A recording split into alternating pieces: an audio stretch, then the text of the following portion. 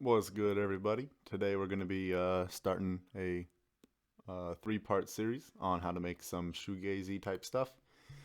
And today's going to be part one, which is going to be teaching you guys how to make a shoegaze type beat using like stock plugin uh, effects.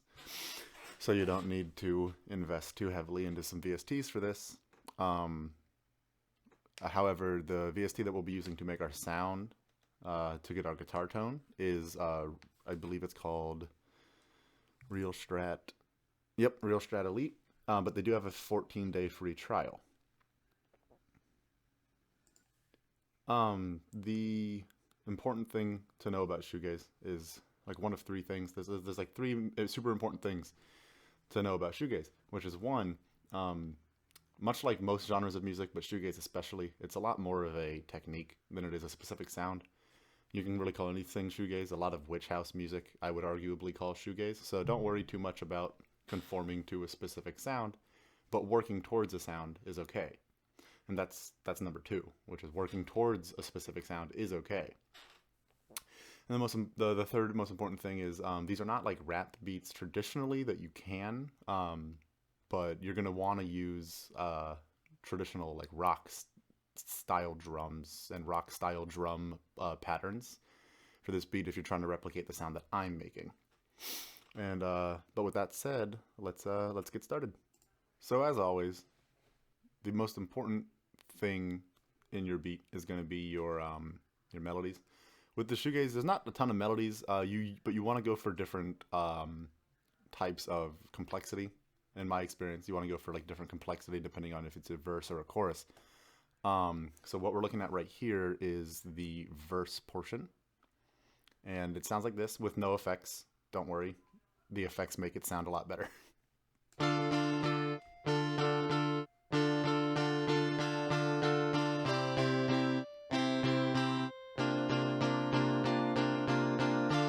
So just a very simple progression in the minor key. We're in D minor for this beat. Something I forgot to mention at the start, but I probably should have, is these typically have slower BPMs, but with faster drums, so it makes up for it. This is a very typical, like, sad chord progression. I believe I used it in my other video. And then what I did was I placed a chord out that I wanted to do. So like this. Let's just do that. And in order to get this like realistic effect, I highlighted this and I held Alt S to open up Strummer. And what you do is, oh, you can't see. Well, it opens up Strumizer, and then there's a time knob, and what you do is you pull that time knob, and it makes your chords space out a little bit. But you're going to want to click the button that says Preserve End. But that's how I made it so those sounded like that. And then, of course, I just did Alt-R to randomize. The second part of the guitar is this plays during the verse. So it's a bit more spacey to allow people's voices to shine through more, which is not super important in shoegaze, but it's important for songwriting.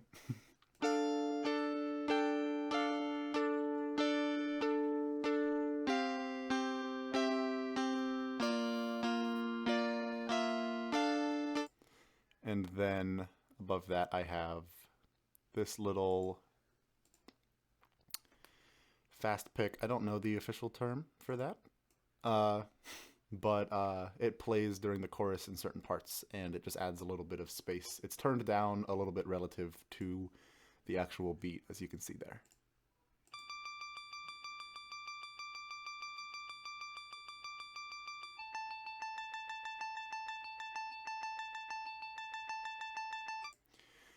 All right, and then we'll move on to effects now. One quick thing I forgot to mention is I don't know if it's necessarily recommended, but I routed all three of my guitars to the same router track because they were all going to have relatively similar effects on them. But for this, I did a chorus set to just the third normal preset, which under this is, I believe, light HF, which is probably high fidelity, but I don't know for sure. But I do have that set to come in later.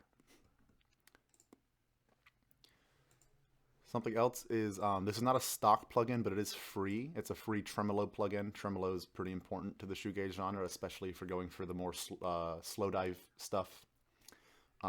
It's like a volume gate a little bit, and I have it set to these parameters to keep it from being too wide and too much ducking, to make it easier on the ears. And that is also set to come in at a certain point. I put on a general hall reverb and I cut the lows a little bit. I put on a sound goodizer. People are gonna dislike that, but I put on a sound goodizer, left it on A, and turned it down to about here, just to give it a little more punch.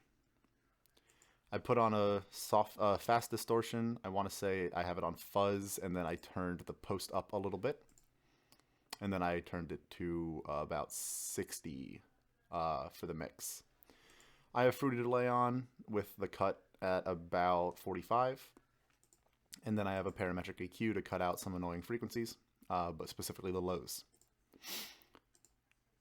So the guitars with the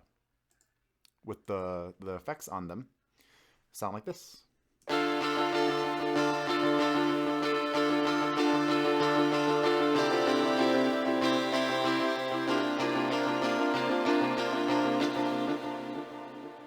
Much better, as you can see. It does not anymore sound like a kid's toy. Here's part 2, the chorus.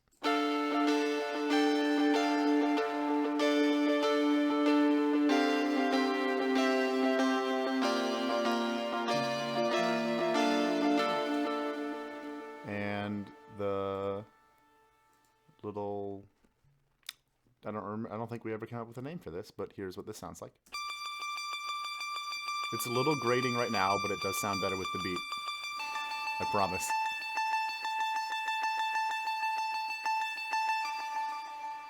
So next is the bass.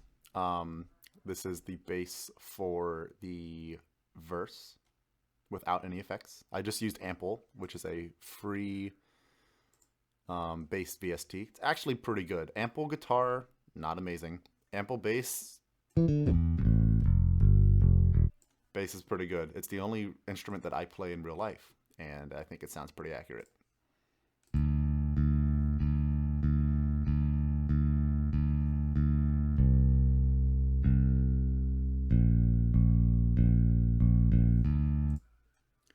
And then this is the bass for the chorus.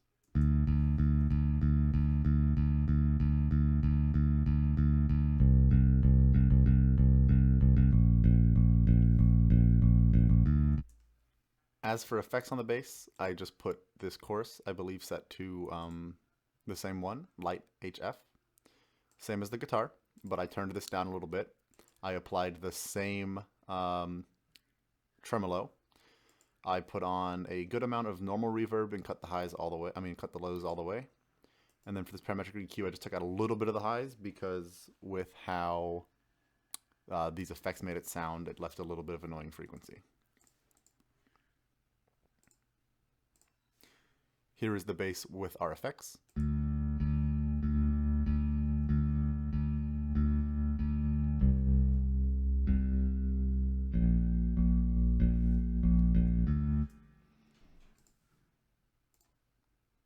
And here's our chorus bass with the effects.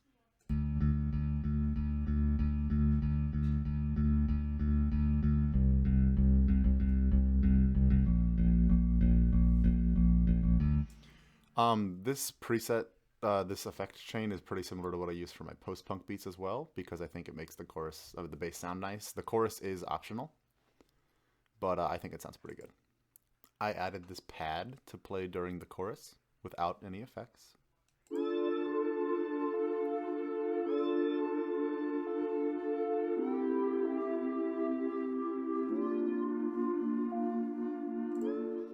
And that's just to help give some more space to the chorus.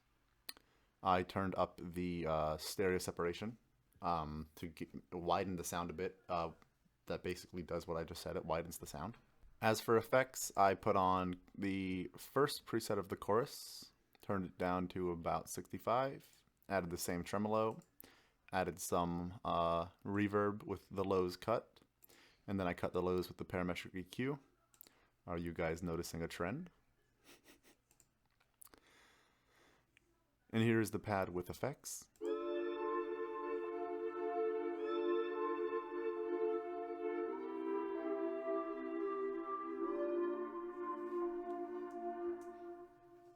And then finally I added this lead that plays during the bridge, through the last chorus, and then finally at the end of the song.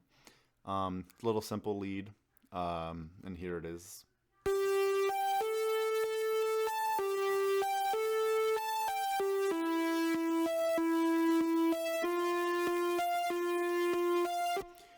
As you guys can hear, that is going to need quite a bit of EQing, which I've already done. So as for effects on the lead, once again, chorus, this time I believe it's high. I need to remember the name of that. Light HF. The same tremolo, although this time the width and the depth are turned up to make it pan a bit more. Fruity reverb with no lows cut, but a little bit of the highs cut. And a EQ to cut the lows, a little bit of an annoying frequency around 568 Hertz, and then to dip the highs out a little bit. And here it is with effects.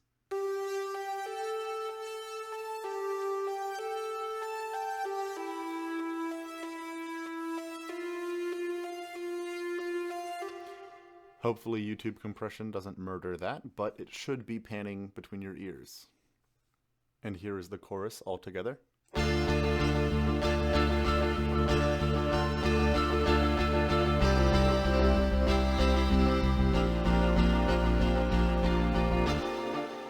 Here is the verse all together with the accent guitar notes.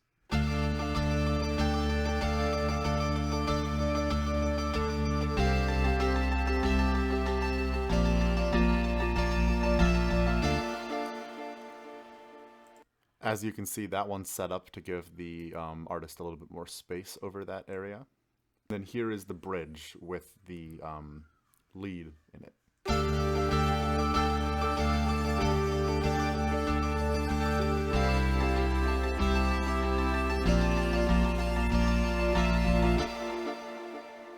Now, as for drums, like I said, you want to go for more of a rock thing. This, I took a lot of influence from some like bedroom pop type hi-hat patterns. So what I have is a ride for the primary hi-hat in this pattern, and then I have a little hat that hits on the third note. So it's like, tss, tss. It comes in with the drums. It sounds better with the snare. Here's the hats.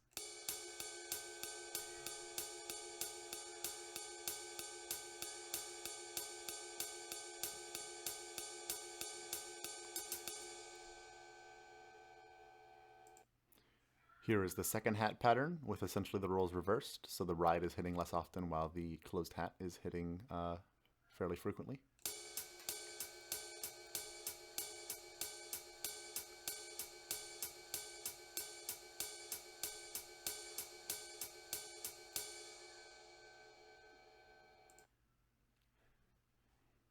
I added a crash.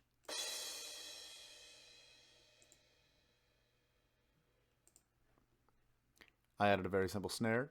It is not set up like a trap beat. If it was a trap beat, the snare would usually be on these notes right here.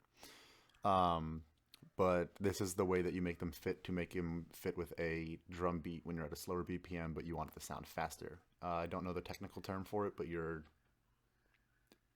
essentially having the same effect. I think it might be called double time or half time. But here's what the snares sound like.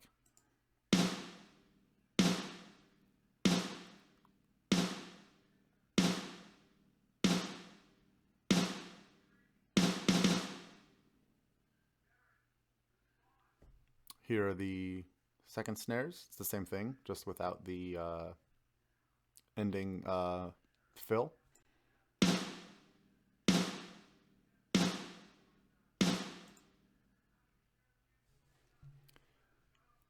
Here are the kicks I added. They follow a very simple like dun dun dun.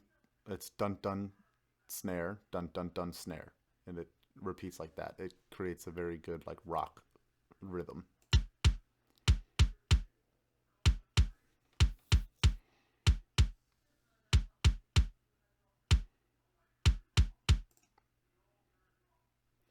And then the kicks for the verse are a bit more spaced out.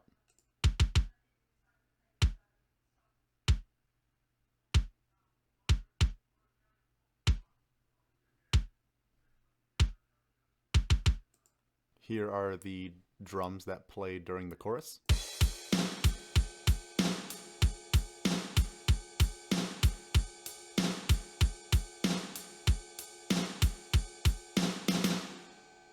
Here are the drums that play during the verse.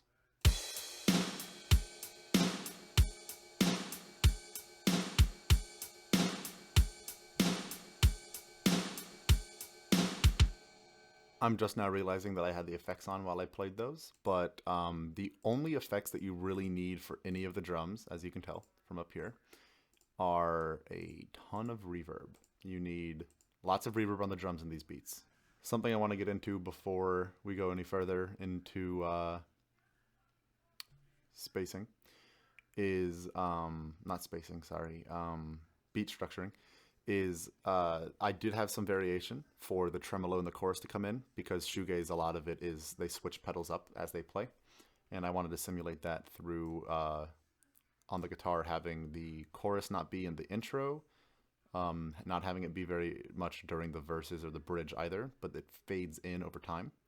And then the tremolo, I had it duck a little bit during the first verse.